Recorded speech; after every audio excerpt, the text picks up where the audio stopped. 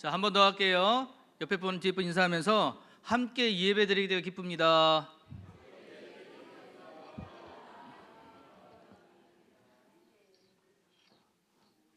저 오랜만에 이 자리 섰잖아요.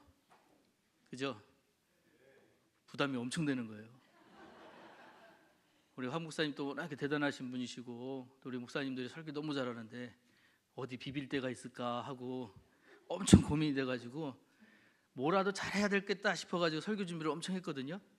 근데 사람이 마음대로 잘 안 되더라고요. 어려워요. 그래서 힘들어. 그래서 어떡하지? 그러다가 그러면 잘하는 설교 말고 이거는 내가 꼭 전하고 가야 되겠다 하는 설교 한번 준비해보자 라고 생각했어요. 그래서 오늘 제가 준비한 거는 제가 하고 싶은 말입니다. 제가 여러분들에게 꼭 이렇게 하셨으면 좋겠다라는 그런 얘기예요. 제목 한번 같이 읽어볼까요? 시작. 여러분, 우리가 하나님의 자녀라면 우리는 어떻게 살아야 될까? 오늘 그 얘기를 좀 나누려고 합니다. 소크라테스라는 분이 계십니다. 잘 아시죠? 이분이 너 자신을 알라라는 명언을 하셨어요. 그노티 세누아톤이라는 이 너 자신을 알라라는 이 말은 사실 소크라테스가 한 얘기는 아닙니다. 이것은 그 당시 델포이에 있는 신전 기둥에 있던 쓰여 있는 문구였대요. 그래서 그 신전 문구를 이 소크라테스가 보고 저런 얘기는 진짜 중요하다 생각해서 많이 전파를 했대요. 많이 하고 다녔답니다. 그래서 많은 사람들이 이 말이 소크라테스의 이야기인 줄 아는데, 근데 여러분, 이 말을 누가 했느냐가 중요한 게 아니고요, 이 말의 의미가 더 중요한 겁니다. 여러분, 너 자신을 알라. 이 자리에 앉아 계신 여러분은 누구십니까? 아마 이렇게 물어보면 여러분들은 자기의 이름을 대답할 거예요. 아니면 어떤 분들은 자기 직업을 말하실 거예요. 또 어떤 분들은 관계를 얘기하실 거예요. 다양한 방법으로 자신이 누구인지 말씀하실 것입니다. 그렇게 말하는 분들 모두 틀렸다고 얘기는 못하지만 정답은 아닙니다. 왜냐하면 이 질문은 보다 근원적이고 철학적인 질문이기 때문에 그렇습니다. 오늘 저는 여러분들에게 정답을 알려드리려고 합니다. 자, 우리가 누굴까요? 우리가 누구? 그 답에 대해선 성경은 정확하게 얘기합니다. 창세기 1장 27절에 하나님이 자기 형상 곧 하나님의 형상대로 사람을 창조하시되 남자와 여자를 창조하시고, 여러분들이 누구냐? 하나님의 형상이라는 거예요. 하나님의 형상대로 여러분들을 만드셨답니다. 우리 옆에 분 한번 보겠습니다. 같이 뒷봅니다. 하나님의 형상, 하나님이 우리 닮았디야. 하나님이 이렇게 생긴 거예요. 지금 옆에 계신 그분 닮은 거예요. 잘생기셨어요. 감사하죠. 그렇죠. 네. 하나님의 형상을 닮은 우리, 그러면 우리가 하나님의 뭐를 닮았을까요? 우리가 하나님의 감성을 닮았을까요? 하나님의 이성을 닮았을까요? 많이 우리가 하나님의 이성을 닮았다고 하면, 이성 조금 어려워요. 왜? 이성을 닮았다고 하면 우리 하나님은 전지전능한 하나님이시잖아요. 하나님이 모르는 것이 있으신가요? 우리는요? 모르는 게 있어. 그죠? 우리는 하나님의 이성을 닮은 것은 아닐 거예요.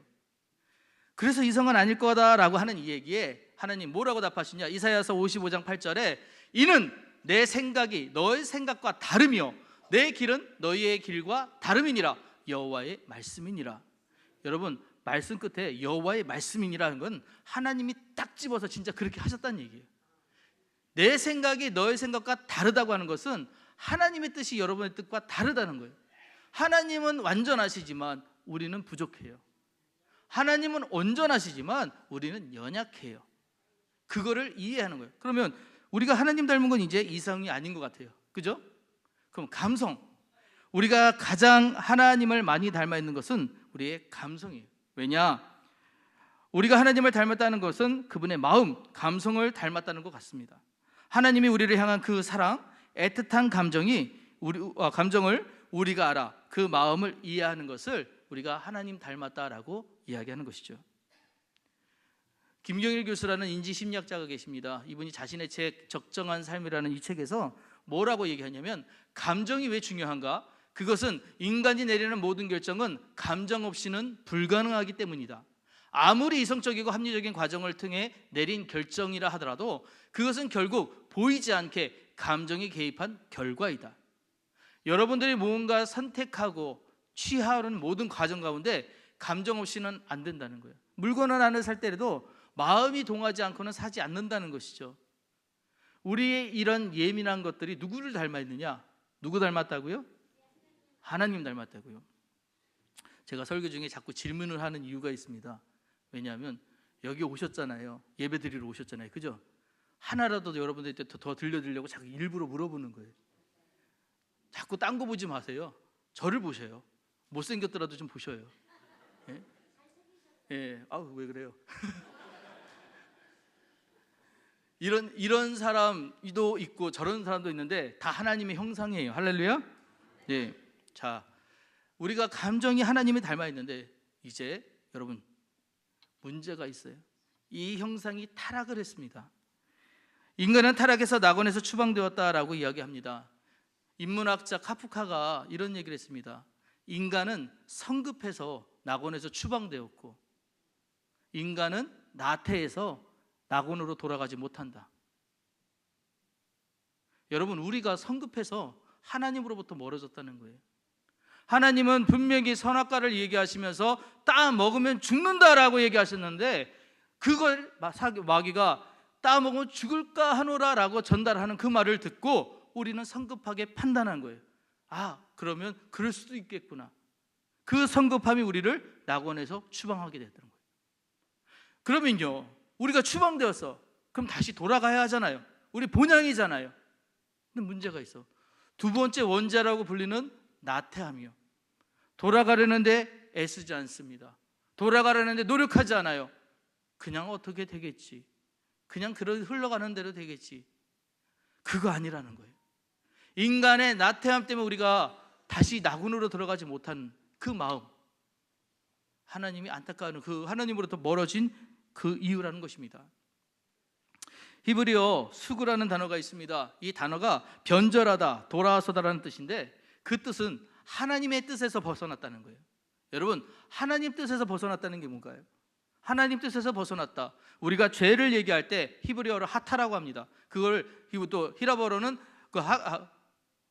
갑자기 또 생각이 안 나지? 아까 제가 뭐라고 그러죠? 하타밖에 이렇게 생각이 안 나지? 왜?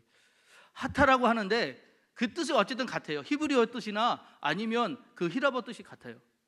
하마르티아. 저기 생각났어. 감사해요. 히브리어로는 하마르티아라고 하는데 그 두 가지가 같은 뜻이에요. 뭐냐 하면 관역에서 벗어나요. 우리의 관역이 뭡니까? 하나님이세요. 우리의 관역은 하나님이신데 우리가 거기서 벗어난 걸 뭐라고 얘기하냐? 죄라고 얘기해요. 그리고 오늘 여기서 뭐라고 하냐? 타락이라고 얘기합니다. 그래서 이 타락에 대해서 야고보 사도는 그 원인을 뭐라고 얘기하냐? 바로 욕심이라고 얘기하고 있어요. 욕심이 잉태한 즉 죄를 낳고 죄가 장성한 즉 사망을 낳느니라. 우리의 이 죄가 뭐 때문이냐? 우리의 이 타락이 무엇 때문이냐? 바로 우리가 가지고 있는 욕심 때문이라는 것이에요. 요한 사도는 요한일서 2장에서 육신의 정욕, 안목의 정욕, 이생의 자랑 때문에 우리가 하나님께로 가지 못한다라고 이야기하고 있습니다. 바울 사도는요, 감옥에 많이 갇혔잖아요. 근데 그 감옥에서 이런 말을 해요. 나는 비천에 처할 줄도 알고 풍부에 처할 줄도 알아. 모든 일 곧 배부름과 배고픔과 풍부와 궁핍에도 처할 줄 아는 일체의 비결을 배웠노라. 바울은 지금 감옥에 있거든요. 감옥에 있는 사람이 무슨 풍부가 있습니까? 감옥에 있는 사람이 무슨 만족이 있어요? 그런데 이가 아는 게 있대요. 일체의 비결을 배웠대요. 여러분, 그 비결이 뭘까요? 주신 것에 만족하는 마음인 거예요. 만족하지 못하기에 욕심 부리기에 그 욕심 때문에 우리가 하나님께로 돌아가는 길이 막히게 되었다는 것이에요. 인간은 그렇게 살아왔습니다. 그런데 놀라운 것은 하나님은 우리를 그렇게 내버려 두지 않으셨다는 것이에요. 하나님은 우리를 구원하기 위하여 한 빛을 보내십니다. 우리에게 임한 빛이 있습니다. 요한복음 1장 1절에 태초에 말씀이 계시니라. 이 말씀이 곧 하나님과 함께 계셨으니 이 말씀은 곧 하나님이시니라. 이 하나님의 말씀이 곧 만물을 지은 바 되었고 그가 없이는 하나도 된 것이 없으며 그 안에는 생명이 있었으니 이 생명은 사람들의 빛이라고 전하고 있습니다. 그런데 이 빛이 사람들에게 비춰졌어요. 근데 사람들이 이 빛이 왔음에도 불구하고 깨닫지 못하고 이 빛을 거부했습니다. 요한 사도는 요한복음 1장 5절에 빛이 어둠에 비치되 어둠이 깨닫지 못하더니, 분명히 빛이 왔음에도, 예수 그리스도가 왔음에도 불구하고 예수를 통해 하나님께 나가는 방법들을 우리가 받아들이질 않는 거예요. 그래서 이 빛을 깨닫지 못한다면, 빛을 알지 못한다면 우리가 하나님으로부터 멀어진 그대로 우리는 그냥 그대로 지옥 갈 인생으로 살 수밖에 없었던 것입니다. 놀라운 것은요, 하나님은 그렇게 되어버리길 원치 않으셨다는 거예요. 하나님은 우리가 어떻게 되길 원하셨느냐? 바로 요한복음 1장 12절로 13절 말씀처럼 영접하는 자, 그 이름을 믿는 자들에게는 하나님의 자녀가 되는 권세를 주셨으니 이는 혈통으로나 육정으로나 사람의 뜻으로 나지 아니하고 오직 하나님께로부터 난 자들이니라. 할렐루야. 여러분, 우리에게 주신 권세가 있는데요, 그 권세는 혈통으로 난 게 아니래요. 혈통으로 났다 하면 우리가 유대인이 아니잖아요. 우리가 예수님의 혈통이 아니잖아요. 그럼 우리 하나님께로 나갈 방법이 없는데 하나님이 놀라운 은혜를 주신 거예요. 그게 뭐예요? 영접하는 자, 받아들이기만 하라는 거예요. 믿기만 하라는 거예요. 그렇게 난 사람은 누구냐? 하나님께로부터 난 자들이 된다라고 우리에게 큰 복을 주신 거예요. 할렐루야. 그 여러분들이 예수 이름을 믿고 예수 이름을 부르기만 하면 여러분들은 다 하나님의 자녀가 되는 권세를 얻으셨음을 믿으시기를 부탁드립니다. 그래서 우리는 다시 이제 잃어버렸던 빛을 찾게 된 거예요. 그래서 우리가 찾은 이 빛을 통해 바울이 원했던 것이 있습니다. 우리에게 강구하고 있는 것이 있어요. 에베소서 5장 8절 말씀처럼 너희가 전에는 어둠이더니 이제는 주 안에서 빛이라, 빛의 자녀들처럼 행하라 라고 권면하고 있어요. 할렐루야. 우리를 빛의 자녀라고 얘기하고 있습니다. 빛의 자녀니까 빛의 자녀처럼 뭐 하라고요? 행하라고요. 이제 그렇게 살아가시면 되는 거예요. 그게 우리에게 주신 사명이라는 것이죠. 빛의 역할이 있습니다. 빛은요, 어둠을 물리쳐요. 빛은요, 희미한 것을 확실히 보여줍니다. 빛은 따뜻함을 줘요. 여러분, 제가 이 설교 준비하면서 제 어릴 때가 생각이 났어요. 제 어릴 때 저희 아버님이 목사님이시잖아요. 아시죠? 제 이름이 그래서 요한인 거 아시죠? 네. 제 아버님이 목사님이, 어머님이 사모님인데 목사님 사모님이 이제 신방을 자꾸 나가시는데 애들 데리고 다니면 거추장스럽잖아요. 애들 또 찡얼거리면 봐줘야 되고 하니까 니들은 집에 있어라 라고 한 걸 되게 오래전부터 하셨어요. 그래서 제가 어릴 때부터 하여튼 집에 누나랑 같이 있었는데 제가 한 5살인가 6살인가 정확하게 그 기억이 안 나요. 근데 부모님이 이제 신방 가신 거예요. 그때가 때는 12월 달 좀 후반부에서 크리스마스가 다가오는 그쯤이었어요. 그 두 분이 가시고 나서 그때 집에 뭐가 있었냐면 우리 어머님이 그거 하셨거든요. 촛불에 불 붙여가지고 고요한 밤 거룩한 밤 이거 하셨거든요. 예, 그거 하셨는데 그거를 거기다 준비해 놓으셨어요. 부모님은 안 계세요. 우리 둘만 있어요. 뭐 했을까요? 예, 초를 하나씩 들었어요. 여기다 불 붙이고 누나 받아, 누나는 나한테 너도 받아 하면서 불을 주고받고 하면서 고요한 밤 거룩한 밤을 정말 열심히 재밌게 잘 놀았습니다. 방바닥을 돌아다니면서요. 초에서 촛능이 떨어져서 바닥에 흥건하게 돼가지고 난리가 났네요. 우리 그것도 신경 안 썼어요. 어쨌든 불이 켜지고 꺼지고 재밌었어요. 잘 불러오고 있는데 꼭 사고 칠 때 부모님 돌아오는 거 아시죠? 사고 칠 때 부모님 돌아오셔요. 그래서 그렇게 재밌게 놀고 있는데 누가 문을 확 여는 거예요. 누굴까요? 우리 아버님이 돌아오신 거예요. 돌아오시더니 두 아이를 보고 기겁을 하십니다. 그러더니 막 야단을 막 치시는거, 그렇게 야단을 치시는데 우리를 쫓아내고. 옛날 분들 왜 이렇게 쫓아냈어요, 사람을? 밖에 때가 언제라고요? 12월이에요. 12월에 쫓아내는데 옷도 제대로 안 입혀주고 그대로 그냥 나가라고 그래서 그대로 밖에 나가서 이렇게 덜덜덜 떨고 있는데 저는 어리니까 또 막 울어서 막 울고 있는데 우리 누나는 뭐가 화가 났는지 시시거린 거예요. 어쨌든 밖에 쫓겨나가서 그렇게 떨고 있는데 아버지가 갑자기 훅 하고 용서해 주신 사건이 하나 생겼어요. 뭐였냐면 밖에 나가서 덜덜 떨고 이제 화가 많이 나셔가지고 이제 들어오지 마 하고 이제 쫓아냈는데 우리 누이가 밖에 나가서 하는 말이 씩씩 그러다가 뭐라고 했냐면 밖에서 나가서 살려면 이불이라도 줘야지 그런 거예요. 그 얘기 듣고 아버지가 푹 터지셨어요. 들어와. 용서를 받았는데 제가 이 사건을 왜 얘기하냐면 제가 이때 재밌었던 게 있어요. 뭐냐, 깜깜했거든요. 근데 불을 붙이니까 환해져요. 빛이 비춰지니까 어둠이 물러가요. 이게 너무 재밌는 거예요. 아, 빛은 그런 거구나. 빛이 비춰주는 곳에 어둠이 물러가는구나. 빛이 있는 곳에는 희미하게 보이던 것들이 확실하게 보이는구나. 빛이 있는 곳엔 따뜻하구나. 예, 그걸 알게 됐다고요. 이 사건으로 해서 저는 빛이 필요하다는 걸 알게 되었어요. 여러분, 이 사건을 통해 제가 느꼈던 것처럼 바울 사도가 또한 베드로 사도가 우리한테 뭘 얘기하고 있냐? 빛의 자녀처럼 행하라는 거예요. 행하라고. 우리로 하여금 어둠을 물리치는 사람들로 살라는 거예요. 우리로 하여금 희미한 것을 확실히 보여주는 사람들로 살라는 거예요. 우리로 하여금 따뜻한 사람들로 살라는 거예요. 그게 우리가 해야 되는 거, 우리의 사명이라고 이야기하고 있는 것이에요. 베드로의 편지 중에 베드로전서 2장 9절 말씀입니다. 바로 오늘 본문 말씀이에요. 너희는 택하신 족속이요 왕같은 제사장이요 거룩한 나라요 그의 소유된 백성이니 이는 너희를 어두운 데서 불러내어 그의 기이한 빛에 들어가게 하신 이의 아름다운 덕을 선포하게 하려 하심이라. 할렐루야. 우리를 뭐라고 부르시나 보세요. 우리를 택한 족속이래요. 우리가 누구래요? 왕같은 제사장이래요. 우리가 누구래요? 그의 나라예요. 그의 소유된 백성입니다. 우리가 그런 사람들이래요. 하나님이 그렇게 구별해 놓으신 분이 돼요. 그래서 우리로 하여금 하나님 뭐냐? 우리가 기이한 빛을 통해 우리로 하여금 이 빛을 비추어서 그걸 빛을 따라온 사람들로 하여금 하나님께로 인도하는 역할들을 해야 된다는 것이에요. 우리에게 빛이 되라 하셔요. 우리에게 소금이 되라고 하셔요. 자, 그러면 이렇게 우리가 누구이고 우리의 사명이 무엇인지를 깨달은 이 우리가 어떻게 살아가야 되는 것인가? 여러분, 우리 거룩함을 지켜야 돼요. 거룩함은 우리의 성품은 아닙니다. 거룩함은 하나님의 성품이에요. 근데 이 거룩의 기본적인 뜻이 뭐냐? 구별되다예요.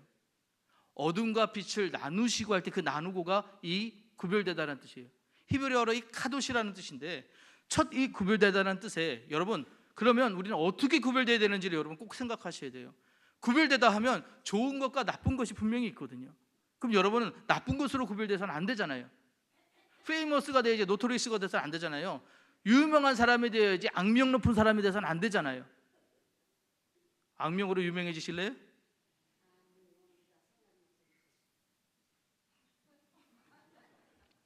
대화가 되네요. 아니라는 거예요. 유명해지셔야 돼요. 좋은 것으로. 자, 그러기 위해서 그 구별이 어떻게 되냐? 밝아야 돼요. 밝게 구별되셔야 된다는 거예요. 따뜻하게 구별되셔야 된다는 거예요. 새롭게 만들 수 있게 구별되셔야 된다는 거예요. 즉 뭐냐? 이게 거룩의 속성이에요. 밝아지는 거예요. 거룩한 사람은 밝게 만들어요. 거룩한 사람은 따뜻하게 만들어요. 거룩한 사람은 새롭게 만들어요. 이게 우리에게 주신 사명이라는 거예요. 그래서 레위기서 11장 44절에 나는 여호와 너희의 하나님이라 내가 거룩하니 너희도 몸을 구별하여 거룩하게 하고 땅에 기는 길짐승으로 말미암아 스스로 더럽히지 말라. 레위기서에서 이렇게 말씀하고 계셔요. 우리가 거룩해요. 왜? 하나님이 거룩하기 때문에 거룩한 거예요. 거룩하게 사셔야 된다는 거예요. 자, 그래서 우리가 구별해야 될 것이 있습니다. 바로 몸이에요. 우리가 몸을 구별해야 돼요. 왜 몸을 구별해야 되느냐? 고린도전서 6장 19절에서 우리 몸을 바울 사도는 하나님께 받은 성령의 전이라고 얘기했어요. 여러분이 갖고 계신 그 몸은 여러분이 소유하고 있지만 여러분 것이 아니에요. 거기는 성령이 전하시는 전이에요. 그래서 여러분 그 몸을 거룩하게 여기셔야 돼요. 잘 가꾸셔야 돼요. 그 안에 나쁜 것을 집어넣어서는 안 돼요. 좋은 것 드셔야 돼요. 좋은 거 사주고 그런 얘기를 하시라고. 좋은 거 드셔요. 모든 것이 가하나 다 유익한 것이 아니라는 말씀 아시잖아요. 우리는 모든 것을 다 가해요. 할 수 있어요. 하지만 내가 안 되는 거, 필요 없는 거, 내 몸에 안 좋은 것들은 안 하는 거예요. 그게 거룩함이에요. 우리 몸을 구별해야 돼요. 두 번째, 우리의 삶을 구별하셔야 돼요. 우리의 생각으로 따라갈 수 있어요. 생각으로 세상처럼 그렇게 할 수 있어요. 하지만 그렇게 하지 않는 이유는 뭐냐? 우리가 거룩을 닮아가야 되는 사람들이기 때문에 그래요. 세상처럼 살아가는 거 아니에요. 세상처럼 생각하는 거 아니에요. 세상은 그럴 수 있을지언정 우리는 그렇지 않는 거예요. 우리의 정통성이 있어요. 우리의 절대성이 있어요. 우리 그거 지켜가야 돼요. 절대 용납하지 말아야 되는 부분들이 있다는 것입니다. 그게 거룩이에요. 우리가 생각하기에는 우리가 더럽게 하는 걸 어디 있다고 생각하냐? 밖에서 들어온다고 생각을 해요. 그런데 아니래요. 예수님 뭐라고 얘기하시냐? 마가복음 7장 15절에 16절에 밖에서 안으로 들어온 것이 더럽히는 것이 아니라 안에서 밖으로 나가는 것이 더럽다고 얘기하세요. 우리 안에서 밖으로 나가는 것, 그게 뭘까요? 여러분, 맞아요. 생각입니다. 우리의 생각 잘 하셔야 된다는 거예요. 여러분, 생각을 생각을 그냥 떠오르는 거 아니에요? 그렇지 않아요. 떠오르다 할지라도 누르시고 안 하실 수도 있어야 되는 거예요. 생각을 구별하실 수 있어야 돼요. 이 마귀가요, 대단한 게 뭐냐면, 마귀는 우리에게 자꾸 이 부정적인 생각을 넣어요. 마귀의 이 별명이 뭔지 아세요? 디아볼로스라고 그래요. 디아는 사이라는 뜻이고요, 볼로스는 거하는 자라는 뜻이에요. 하나님과 우리 사이에 거해서 뭐 하고 싶으냐? 이놈은 계속 그 사이를 넓히고 싶은 거예요. 하나님께로 가지 않기를 원해요. 그래서 자꾸 우리를 유혹해요. 우리하고 자꾸 시험 들게 만들어요. 그 시험을 주면서 우리를 하여금 하나님께로 가지 못하는 그 삶이 당연하고 마땅한 것이다라고 인정하게끔 자꾸 만든다는 것이죠. 여러분, 그래서 우리 생각을 지켜야 되는데, 이 생각의 중요성을 이야기한 과학자가 있더라고요. 여러분, 이거 아세요? 태권브이랑 마징가 제트 아세요? 둘이 싸우면 누가 이길까요? 조미 권사님, 둘이 싸우면 누가 이길까요? 막상 막가요? 예, 둘이 싸우면 누가 이길까? 태권브이 누구세요? 감사합니다. 태권브이가 이긴대요. 우리나라 거라서 이기는 게 아니에요. 왜 태권브이가 이기냐? 생각하고 행동하는 데 걸리는 시간 0.2초, 생각하고 그 행동을 전달해서 움직이게 하는 시간 0.7초래요. 태권브이는요, 훈인가요? 이 훈이가 타가지고 생각하면 태권브이가 움직여요. 마징가 제트는요, 꾀돌이가 거기 안에 조종석이 타야 돼요. 타서 이걸 조작을 해야 돼요. 그래서 마징가 제트가 때리려고 이렇게 손을 들면 태권브이가 팍 친대요. 그래서 절대 못 이긴대요. 여러분, 이게 무슨 얘기냐면, 생각이 중요하고 생각이 빠르잖아요. 그래서 생각이 중요하다는 얘기를 하는 거예요. 생각을 잘 하셔야 된다는 거예요. 아무것도 염려하지 말고 오직 모든 일에 기도와 간구로 너희 구할 것을 감사함으로 하나님께 아뢰라. 그리하면 모든 지각에 뛰어난 하나님의 평강이 그리스도 예수 안에서 너희 마음과 생각을 지키시리라. 할렐루야. 우리가 지켜야 되는 것이 마음과 생각이라 하셨잖아요. 잘 지켜야 돼요. 근데 이걸 어떻게 지키느냐? 바로 이렇게 가르쳐 주세요. 아무것도 염려하지 마. 이미 하나님이 계셔. 그분에게 기도와 간구하면 돼. 할렐루야. 기도와 간구하면 된다라고 이렇게 답을 가르쳐 주고 계세요. 또 하나 더 놀라운 거 뭔지 아세요? 기도와 간구만 하면 끝나는 것이 아니라 너희 구할 것을 감사함으로 하래요. 여러분, 감사는 언제예요? 받았을 때 하는 거 아닙니까? 아직 안 받았는데 미리 감사하시는 분 계세요? 미리 감사, 더 감사해요. 감사하시는 그 감사, 내가 받을 줄 알고 믿는 거잖아요. 믿음이잖아요. 믿음이 없이는 하나님을 기쁘시게 하지 못하나니 그에게 나아가는 자는 반드시 그가 계신 것과 그가 상 주시는 이심을 믿어야 할지니라. 히브리서 11장 6절 말씀이요. 우리가 믿음 없이는 하나님을 기쁘시게 못한다잖아요. 근데 그 믿음이 뭐예요? 주님께 나가는 우리에게 주시는 그 믿음이 기도라는 거예요. 될 줄 알고 기도합니다. 이루어 주실 줄 믿습니다. 나가는 게 그게 기도라는 거예요. 자, 이 기도가 거룩함을 지키는 방법이에요. 자, 그런데 여러분 다 기도하시잖아요. 이때는 아멘이 크게 나오면 얼마나 좋을까요? 여러분 다 기도하시잖아요. 할렐루야. 기도하시는데 때로는 어떤 분이 그래요. 목사님, 내가 기도 응답을 받았는데 이게 하나님의 음성인지 내 음성인지 모르겠어요 라고 하시는 분들이 있어요. 오늘 세 가지 여러분 분별력을 가르쳐 드릴게요. 첫째, 여러분 기도하신 게 하나님의 뜻인지 알기 위해선 성경을 통해 보셔야 돼요. 성경에 그런 말씀이 있는지 없는지 확인해 보셔야 돼요. 성경에 그 말씀을 주신 역사가 있는지 확인해 보셔야 돼요. 그 성경을 자주 보셔야 돼요. 두 번째, 주변을 통해, 여러분 저와 같은 설교를 통해서나 아니면 주변 이웃을 통해서나 여러분들이 그 말씀을 통해 하나님의 말씀이구나 이해될 때까지 구별해 보셔야 된다는 거예요. 들어보셔야 돼요. 주변 사람들한테 귀 기울이셔야 돼요. 세 번째는 뭐냐? 감동을 통해, 여러분에게 주시는 그 감동을 통해 여러분들이 하나님이 주시는 말씀인지 알 수 있게 하신다는 거예요. 이 세 가지가 다 통했을 때 여러분 그게 하나님의 뜻이구나 하고 여러분들은 받아들이셔야 된다는 거예요. 이것들을 확인하는 작업이 반드시 필요합니다. 반드시 그러셔야 돼요. 그냥 누군가 얘기했다고 듣고 그렇게 귀얇은 얘기 하시면 안 돼요. 귀얇은 행동하시면 안 돼요. 사랑하는 여러분, 그런데 예수님 잘 믿는데 왜 고난이 오죠? 예수님 잘 믿는데 왜 시험이 오죠? 어떤 성도님들, 또 많은 성도님들이 저하고 상담할 때 그런 얘기들을 하셔요. 목사님, 예수님 믿는데 왜 힘들죠? 그래요. 예수님 믿는데 안 힘들다고 성경에 써 있는 데가 어디 있어요? 힘들어요. 이유가 있습니다. 왜 우리는 힘들어야 하나? 베드로전서 1장 7절 말씀, 여러분 이거 중요하니까 우리 같이 한번 읽어볼게요. 시작. 너희 믿음의 시련이 불로 연단하여도 없어질 금보다 더 귀하여 예수 그리스도께서 나타나실 때에 칭찬과 영광과 존귀를 얻게 하려 함이라. 아멘. 여러분, 여러분에게 주신 믿음의 시련이 이유가 뭐래요? 여러분이 받을 나타나실 그 칭찬과 영광과 존귀를 얻게 하기 위하여 믿음의 시련을 허락하신다는 거예요. 사단이 시험을 주는데, 시험은 하나님 주시는 게 아니라 사단이 시험을 주는데 시험을 허락하시는 이유가 뭐냐면 그 시험 때문에 여러분 안 되라고 주시는 게 아니에요. 여러분 자녀를 교육할 때 자녀 죽으라고 때리는 분 없으시잖아요. 그러셨어요? 자녀 죽으라고 때리는 분 없어요. 잘 되라고 그러는 거지. 너 정신 좀 차려라, 그러면 안 된다, 그러지 않으시나요? 그래요. 우리 그렇게 교육하는 거예요. 그게 왜? 사랑의 바탕이가 자녀도 그 마음을 알잖아요. 그러니까 그 징계를 받아들이는 거잖아요. 이 믿음의 시련을 우리에게 허락하신 이유 뭐냐? 하나님 절대 우리 죽으라고 주시는 게 아니라니까요. 그 시련을 통해 뭐라고요?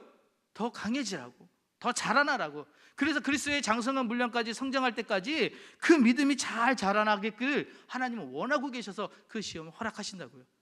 또 하나요, 그 시험을 허락하실 때 하나님이 그 시험을 통해 뭘 믿고 계신지 아세요? 우리를 믿고 계신 거예요. 너는 이길 수 있어. 너는 반드시 해낼 거야. 왜? 넌 내 자녀고 내가 너를 그렇게 만들었거든. 너는 택한 족속이요, 왕 같은 제사장이야. 그렇게 이야기하시는 거죠. 너는 귀하다니까. 너 절대 내가 그냥 안 보냈어. 이해하십니까? 시험의 종류가 있어요. 여러분 아시겠지만 두 가지 종류가 있습니다. 여러분, 테스트라는 시험이 있고요, 템테이션이 있어요. 테스트는 하나님이 주시는 시험이에요. 여러분 학교에서 시험 봐보셨잖아요. 예전에 그 시험 왜 봅니까? 선생님이 여러분 망하라고 시험 주니까? 시험 보면 시험 봐가지고 아이 고통스러워라, 괴로움 좀 받아봐라 이러고 시험 내는 선생님 계셔요? 아니에요. 그 시험은 통과하면 상급이 있어요. 마찬가지 하나님이 주시는 테스트, 하나님이 허락하신 그 테스트에는 이겨내면 반드시 상급이 있습니다. 욥에게 그러셨어요. 욥은 당대 의로운 자예요. 그는 잘못이 하나도 없습니다. 그럼에도 불구하고 시험하는 자 마귀가 와서 그를 참소해요. 하나님이 그를 복되게 하신 것은 그가 재산이 많기 때문입니다. 하나님이 허락하셔요. 그러면 그 생명 건들지 말고 그의 가진 모든 것을 뺏어봐라. 그의 건강도 뺏어봐라. 나중에 그렇게까지 하시잖아요. 그런데 그 테스트를 통과하고 나자 하나님이 뭐 하셨습니까? 어떻게 하십니까? 갑절의 복을 주셔요. 할렐루야. 그게 테스트예요. 그런데 또 하나의 시험이 있어요. 뭐냐? 유혹이에요. 이 유혹은요, 넘어가면 끝나요. 절대 넘어가면 안 돼요. 템테이션이라고 하는 이 유혹은요, 마귀가 주는 유혹인데, 여러분 선악과 얘기 우리 잘 아시잖아요. 선악과를 주면서 자, 하나님이 뭐라고 얘기하냐? 먹으면 뭐라고 했다고요? 죽어요. 근데 뱀은 뭐라고 그랬다고요? 죽을까 하노라. 이게 템테이션이에요. 하나님의 말씀을 왜곡하는 게 템테이션이에요. 이단들이 많이 자신들의 의가, 자신들의 말씀이 정확하다, 이게 온전하다 하면서 전도하잖아요. 근데 여러분 이 단이라는 말이 무슨 뜻인지 아세요? 끝이 달라요. 그들의 시작도 하나님 얘기하는 것 같아요. 그들의 시작은 예수님 얘기하는 것 같아요. 그러나 그들은 아니에요. 예수 그리스도의 생명력이 없어요. 그들은 진짜 믿는 예수가 아니에요. 그렇기 때문에 이단을 피해야 되는 거예요. 그 이단은 유혹에 넘어가면 안 돼요.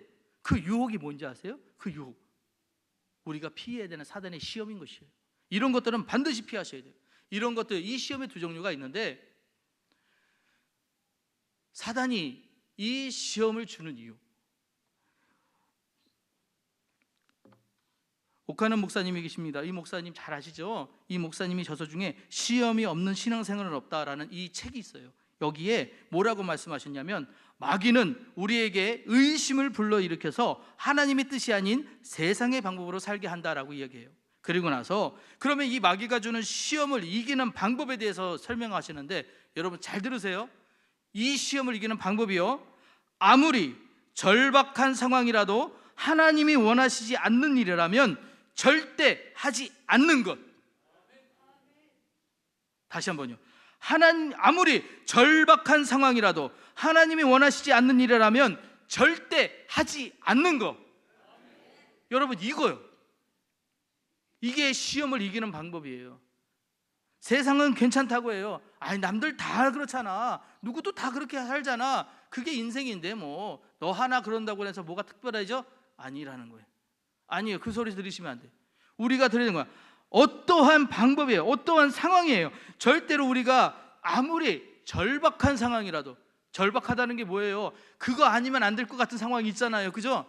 그런 상황이라도 우리가 절대 하지 않는 게 뭐냐? 하나님이 원하시지 않는 일을 하지 않는 거예요.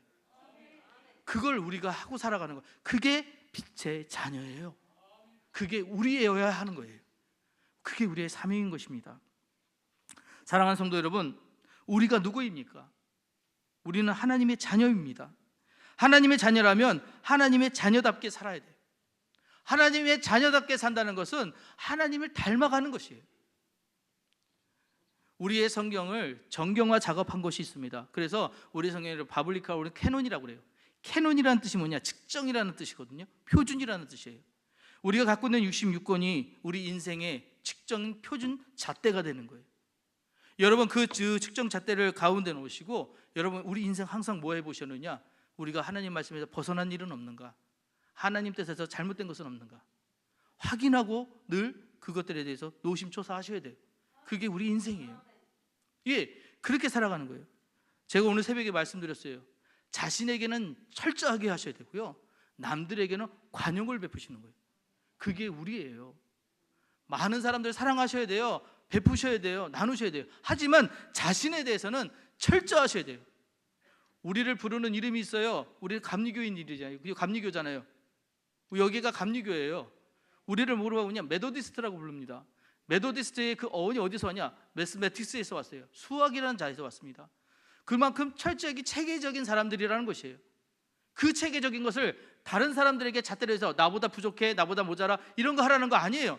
나에게 내가 하나님의 법에서 얼마나 멀어져 있는가, 얼마나 하마르티가 있는가, 얼마나 거기서 핫화되어 있는가, 이것들을 확인하라는 것이에요. 그것을 확인해서 잘못되어 있다면 우리는 뭐 해야 됩니까? 절대로 하지 않는 거, 절대로 하지 않는 거, 다시 그 길로 돌아오려고 노력하는 거, 그것이 우리에게 필요하다는 것이에요. 우리가 하나님의 자녀라고 부를 땐 이것이 필요하다는 것을 여러분 꼭 기억하시고, 마귀에게 조금도 틈을 주지 마세요. 사단에게 조금도 두지 마세요. 우리가 하나님의 뜻대로 살아갈 때, 하나님의 말씀대로 살아갈 때 하나님의 그 삶을 복되게 하시고 충만히 주시는 줄 믿으시길 부탁드립니다. 이 말씀 잘 기억하셔서 오늘부터 승리하시는 여러분 되시길 주의 이름으로 축복합니다. 기도하시겠습니다. 사랑과 은혜가 충만하신 주 하나님 아버지, 감사드립니다. 오늘 하나님의 자녀라는 이 주제를 가지고 하나님 말씀을 나눴습니다. 우리는 연약하고 부족하여 세상을 닮아 있는 부분이 많지만 오늘 비로소 우리에게 확실하게 말씀해 주셨사오니, 주여 세상과 구별되는 우리의 삶이 되게 하여 주옵소서. 거룩함을 지키는 우리의 삶이 되게 하여 주옵소서. 주님을 닮아가는 우리의 삶이 되게 축복하여 주옵소서. 인도하시는 그 길 따라가게 하시고 채워지시는 은혜 누리며 살아가는 거룩한 성도가 되게 하여 주옵소서. 모든 것에 채워주실 주님이라 믿사오며 거룩하신 예수 그리스도를 받들어 기도드렸사옵나이다. 아멘.